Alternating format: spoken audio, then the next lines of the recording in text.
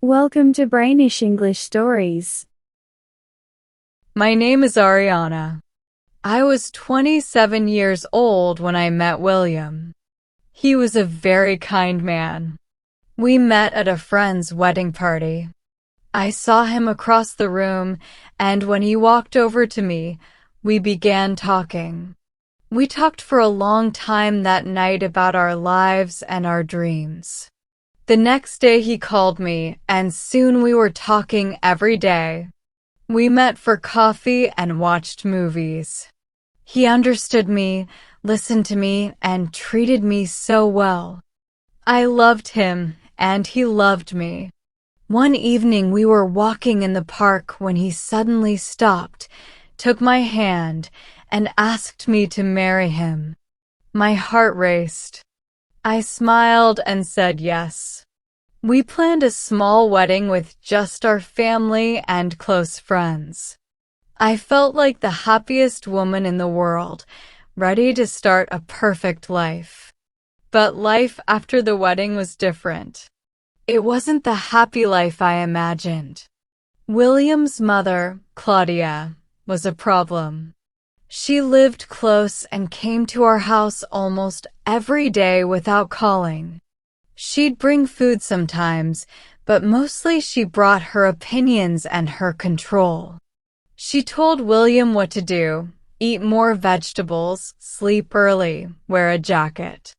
And William always listened like a child, not like a husband. I was there too in that house, but I felt invisible. Claudia hardly spoke to me. She'd talk about me to William even when I was in the room. I tried to be kind, to be a good wife, but she made me feel small. Slowly, our house didn't feel like mine. It felt like hers. Every day she came, took all of William's attention, and made me feel more and more lonely. One day at lunch, she looked at me and said, "Ariana, you're lucky to be William's wife. Many girls wanted to marry him." I stayed quiet, but her words hurt me. I began noticing that William was coming home late more often. He'd always say he was with his mother. I was worried. I felt like she was more important than me. I lived with my husband, but I felt very alone. One night, I told William how I felt. I said, "William, I feel lonely. Your mother is always here. I feel like you're not my husband sometimes." He sighed and said, "Oh, Ariana, you're too sensitive. Mother just wants to help."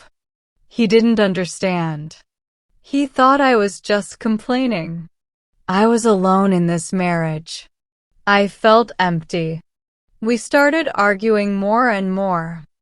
I cried many nights. I began thinking, was this marriage really for me? After one really bad fight, I decided to leave.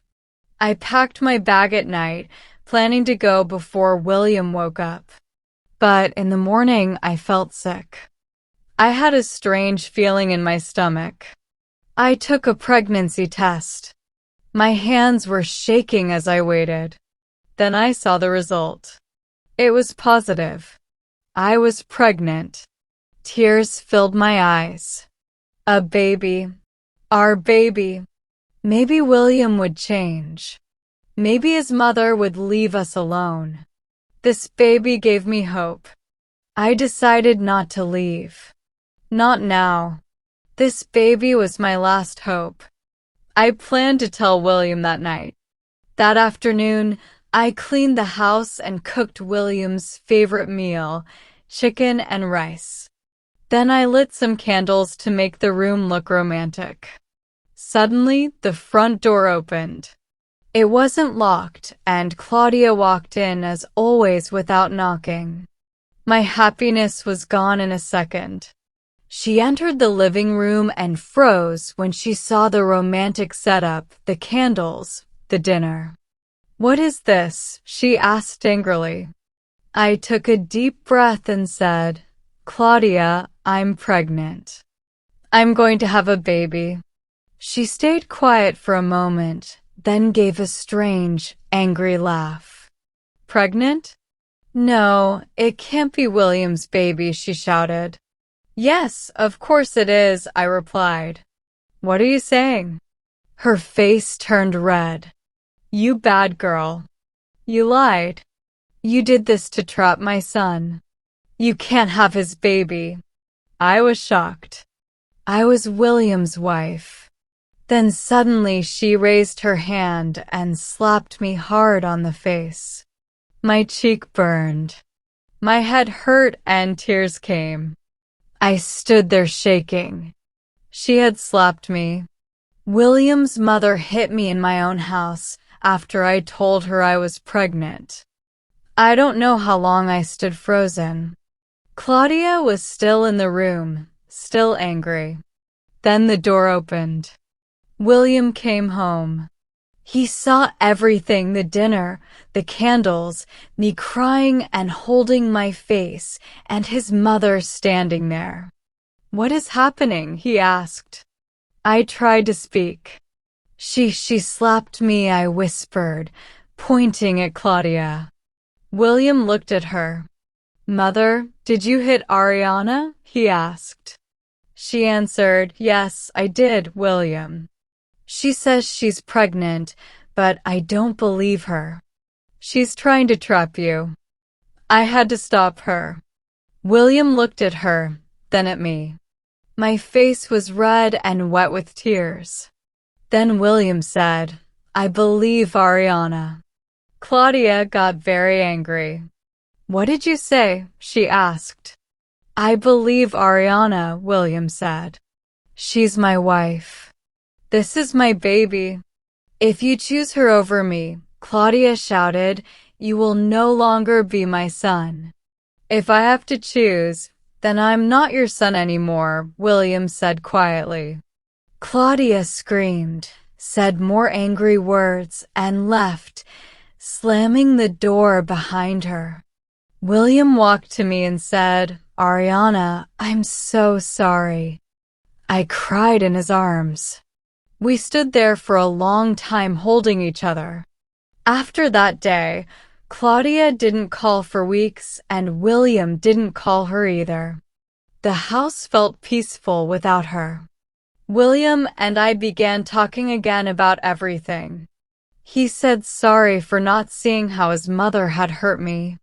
He promised to put me and our baby first. It wasn't easy, but we began to heal. He tried hard to be a better husband. We went to the doctor together. We saw our baby on the screen. 8 months later, our baby boy was born. William looked at me and said, Thank you, Ariana. You gave me everything. Our baby brought joy and love into our home. One day, my phone rang. It was Claudia. She asked if she could visit the baby. William said it was my choice. I said yes. She came a few days later. She looked thinner and older. I took her to the baby's room. She looked at her grandson and said, He looks like William. She had tears in her eyes. Then she looked at me and said, Ariana, I was wrong about everything about you, about the baby. I'm very, very sorry. I nodded. That was enough. She understood now. We didn't become close, but things became peaceful. She never hit me again. She called before coming and stayed quiet while she was here. And William, he never left my side again. Even when things feel broken, love and courage can fix them. Family is not just about blood. It's about respect, support, and standing together.